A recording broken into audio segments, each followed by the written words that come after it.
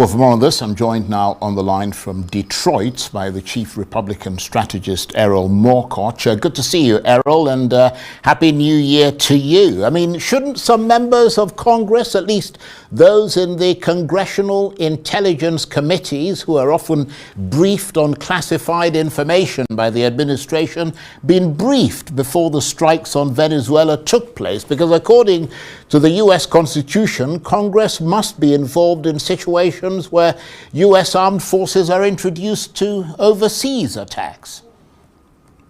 Absolutely, in a traditional conflict, we're supposed to have Congress involved. The president does have unilateral authority in the first 90 days. And in this case, while it might have been nice to share the plans with Congress, Congress doesn't really seem to provide a lot of value in the execution of any plans. All they do is seem to leak information.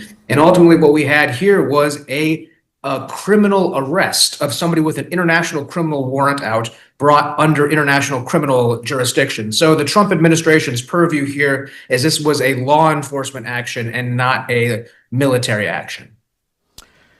And, I mean, are you happy that Nicolas Maduro is no longer the leader of Venezuela, but his deputy now is? Because it doesn't sound like fundamentally anything has changed. Well, it's a two-pronged effect here. So we're trying to bring down the head of the snake, as you can see with Maduro. And we did that very effectively with no lives lost on our side, no aircraft lost. And he's going to face trial for his many open crimes that we have presented in court.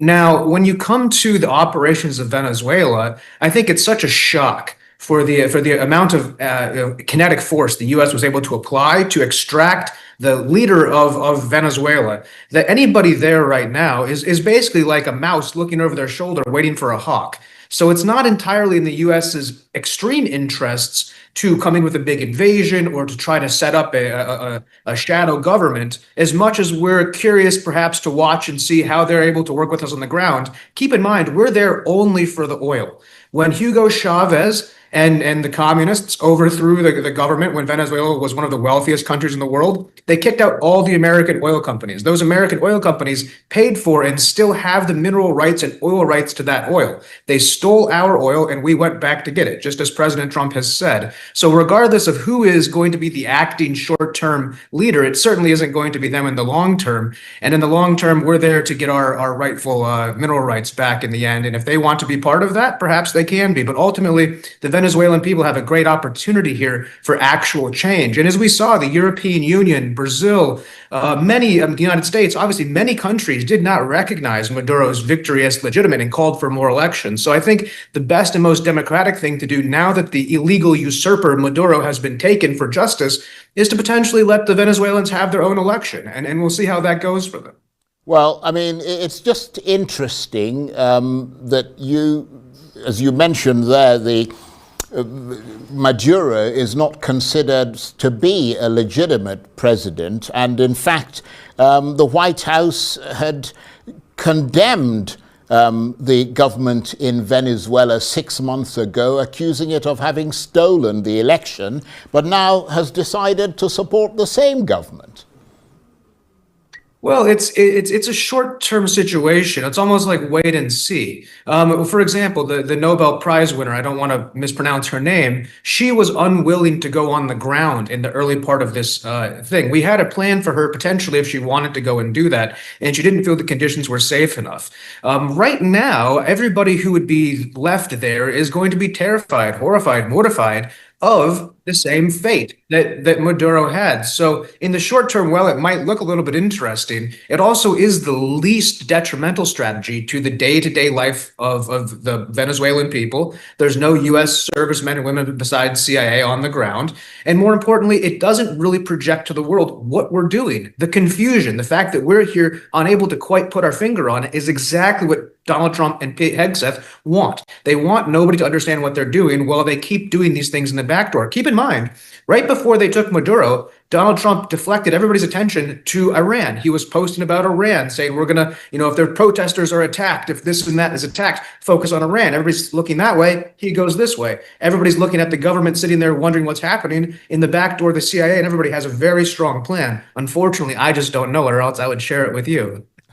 Well, I mean, Mr. Morkoc, I think what is curious for a lot of people who are international and looking into the United States is whatever has happened to the values of America that the world had so much respect for. I mean, we're hearing, for example, reports that the enforcement police in Venezuela are out on the streets ensuring that no one celebrates the removal of Mr. Maduro, and people are afraid because they're seeing an intact Maduro group still in power, people who are just as responsible as Maduro for many of the crimes that have been committed in Venezuela.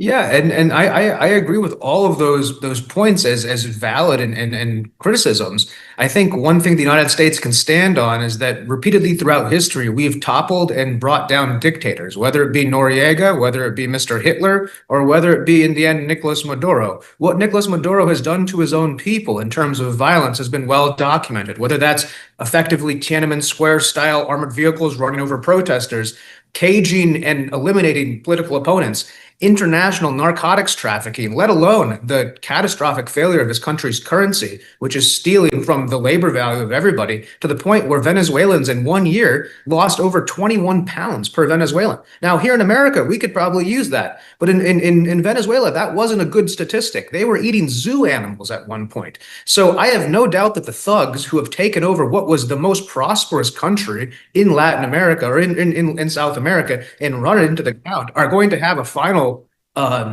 throw here, but the idea that people were able to be openly celebrating before isn't true either. So people who are happy that Maduro is gone perhaps should not be too ebullient in the streets yet. But the winds of change are upon them. America is off the coast, and certainly there is a chance for Venezuela to get back into the good graces of what would be its best customer and formerly one of its better allies. So I think then in the end you have Hugo Chavez and the communists come over, did what they did. The values of America, our values are anti-communist, anti-Bolshevik, anti-Soviet, anti-Iranian. And the Venezuelans were the opposite of that. In the end, the biggest thing here is Venezuela was providing oil to China that the U.S. couldn't cut off. Now we can cut it off. We don't want to. We want China to keep buying that oil all day. But that means that if China tries to move on Taiwan, then they have an issue supplying their economy. Same for Iran. So by cutting off these two unabridged actors, the United States geopolitical position against China has gone much farther. And as we see with Russia being bogged down in the Ukraine, they're unable to support their client state in Venezuela. So the United States did what was right for America, did what was right for the world, and did what was right for the Venezuelan people to free them from a bloodthirsty dictator who is now going to face charges and hopefully be brought to justice for what he's done to the world.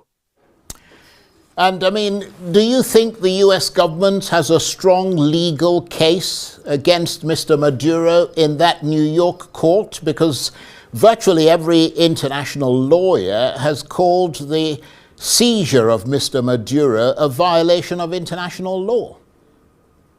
Yes, it probably would be a violation of international law if the United States was at all interested in participating in these international legal systems or the International Criminal Court or whatever it is. Unfortunately, Mr. Maduro is being arrested in the 7th District Federal Court of New York City, where the charges have been brought. We took a narco terrorist kingpin out of his state and have brought him for trial. And on that trial, we will be presenting evidence of gun running, of human trafficking, of operation of narco activities, as well as state-sponsored backing of known terrorists, including money laundering. And those charges will go against his wife as well. So my suggestion to the ex-president, if you want to call him that, is that he should be very well cooperating with the United States government with any information he might have against people who he has collaborated with in the United States, because right now he's going to receive the only fair trial in the Western Hemisphere that's available, and that is in a U.S. court system, and we wish him the very best of luck. Okay, Erol, I want to thank you very much indeed. Thank you for joining us and for your analysis, which is always very informative. Thank you very much indeed. Erol Morkoc is the chief Republican strategist who was talking to me on the line there from Detroit. And you're watching the